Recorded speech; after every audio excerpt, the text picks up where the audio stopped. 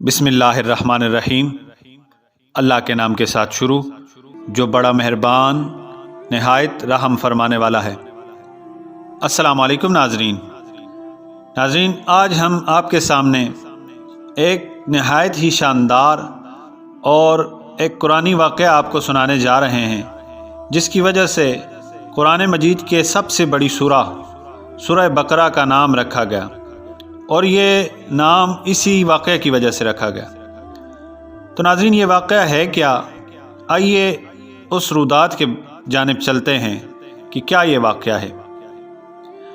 इसका वाक़या यह है कि नाज़रीन, बनी इसराइल में एक बहुत ही नेक और सालेह बुज़ुर्ग थे, और इनका एक ही बच्चा था जो नाबालिग था, और इनके पास फ़क़त एक गाय की बछिया थी। इन बुज़ुर्ग ने अपनी वफ़ात के करीब इस बछिया को जंगल में ले जाकर एक झाड़ी के पास ये कहकर छोड़ दिया कि ए मेरे अल्लाह अज़्ज़ व जल, मैं इस बछिया को उस वक्त तक तेरी अमानत में देता हूँ कि जब तक मेरा बच्चा बालिग हो जाए। इसके बाद इन बुज़ुर्गों की वफ़ात हो गई, और बछिया चंद दिनों में बड़ी होकर दरमियानी उम्र की हो गई, और बच्चा जवां होकर अपनी माँ का बहुत ही फर्माबरदार और इंतहाई नेकोकार हुआ। नाज़रीन, इस बच्चे ने अपनी रातों को 3 हिस्सों में तकसीम कर रखा था। वो एक हिस्सा में सोता था, और रात के एक हिस्से में इबादत करता था, और तीसरे हिस्से में अपनी वालिदा की खिदमत करता था, और रोज़ाना सुबह को जंगल से लकड़ियाँ काट कर लाता और इनको फ़रोख्त करके 1/3 रकम सदका कर देता, और 1/3 अपनी ज़ात पर खर्च करता, और 1/3 अपनी वालिदा को दे देता। नाज़रीन, एक दिन लड़की की माँ ने कहा, ए मेरे प्यारे बेटे, तुम्हारे बाप ने मीरास में एक बछिया छोड़ी थी, जिसको उन्होंने फ़लाँ झाड़ी के पास जंगल में अल्लाह सुब्हानहू व तआला की अमानत में सौंप दिया था। अब तुम इस झाड़ी के पास जाकर यूँ दुआ मांगो कि ए हज़रत इब्राहीम व हज़रत इस्माईल व हज़रत इसहाक़ अलैहिमुस्सलातु वस्सलाम के खुदा, तू मेरे बाप की सौंपी हुई अमानत मुझे वापस दे दे। और इस बछिया की निशानी ये है कि वो पीले रंग की है, और इसकी खाल इस तरह चमक रही होगी कि गोया सूरज की किरणें इसमें से निकल रही हैं। यह सुनकर लड़का जंगल में इस झाड़ी के पास गया और वही दुआ मांगी जो उसको उसकी माँ ने बताई थी।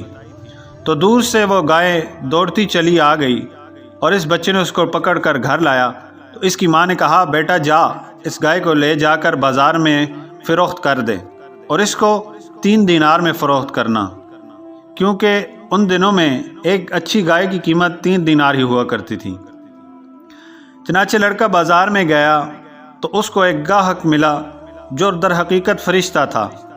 इसने कहा कि मैं गाय की कीमत 3 दीनार से ज़्यादा दूंगा, मगर तुम माँ से मशवरा किए बग़ैर मेरे हाथ फ़रोख्त कर डालो। लड़के ने कहा, ख्वाह तुम मुझे कितनी ही ज़्यादा कीमत दो, मगर मैं अपनी माँ से मशवरा किए बग़ैर हरगिज़ इस गाय को नहीं बेचूंगा। लड़के ने घर जाकर माँ से सारा माजरा बयान किया। तो माँ ने कहा, यह गाहक शायद कोई फ़रिश्ता है, तो ए बेटे, जब कल तुम बाज़ार में जाओ तो उससे मशवरा कर लेना कि क्या अभी इस गाय को फ़रोख्त करना चाहिए या नहीं। चनाचे इस लड़के ने ऐसा ही किया, और उस फरिश्ते से मशवरा किया, क्या मैं इसे फ़रोख्त करूं या ना करूं।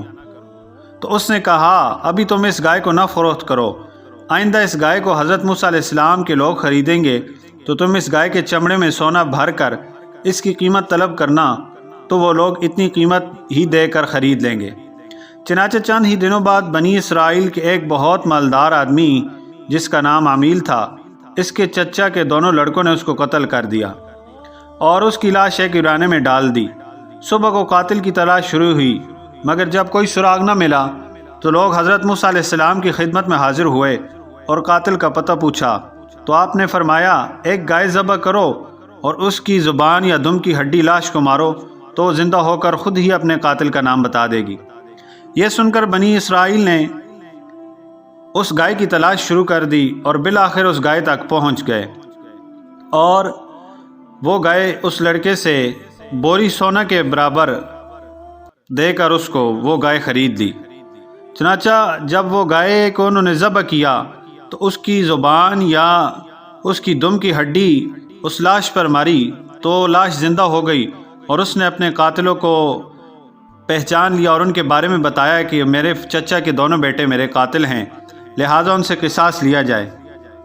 اور یہ ناظرین، یوں اس مرد صالح کا لڑکا جو اپنی ماں کا فرما بردار تھا، اسے اللہ تعالیٰ نے کثیر دولت سے مالا مال کیا، اور وہ جو قاتل تھے وہ اپنے کیفر کردار تک پہنچ گئے۔ تو ناظرین، اس واقعے سے سبق یہ حاصل ہوتا ہے کہ صبر ہی میں کامیابیوں کے راز پوشیدہ ہیں۔